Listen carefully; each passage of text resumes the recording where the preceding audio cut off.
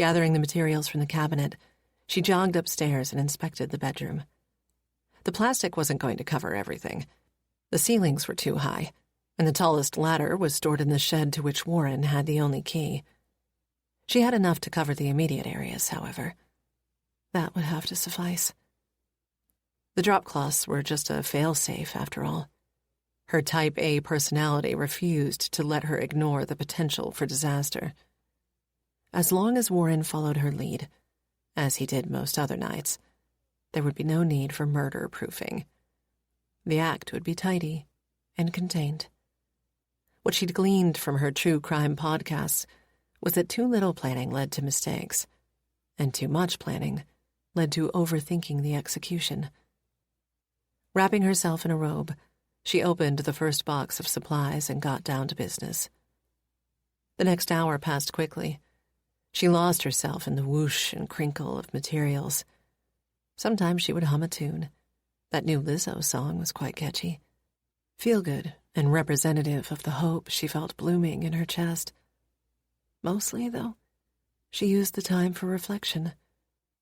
She thought about Warren, of course, their beginning and their inevitable conclusion. She thought about her father, his sweeping demands for her to be the best, even if that meant exposing her worst tendencies. Excellence was never good enough. She had to strive for perfection, no matter the cost. Friendships, lovers, sanity. Victoria was under no illusion that, conventionally speaking, murdering her husband to sever their ties and preserve her free will was frowned upon.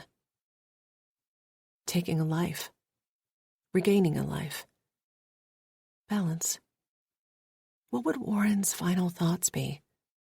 Would he recognize that his end was looming?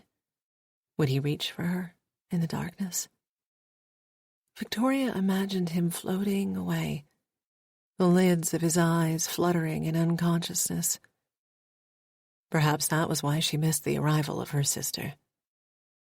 1 minute she was taping down the corner of a particularly tricky section of drop cloth. The next, her bedroom door flung wide open, slamming into the wall as Tegan charged forward. She waved a knife wildly, casting frantic glances around the room like she was expecting Michael Myers to pop out of the closet. The knife dropped to Tegan's side as she stared at Victoria. She had no idea how long she stood there, fish-mouthed and silent, trying and failing to figure out what the hell was happening. "Tor," Tegan said, dragging her name through molasses. "What did you do?" Nothing. Yet, she thought, suddenly infuriated by her little sister's accusatory tone. "You broke my door."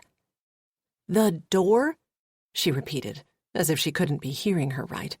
"Sure, the door is the issue here." Tegan's gaze wandered. "What is this?"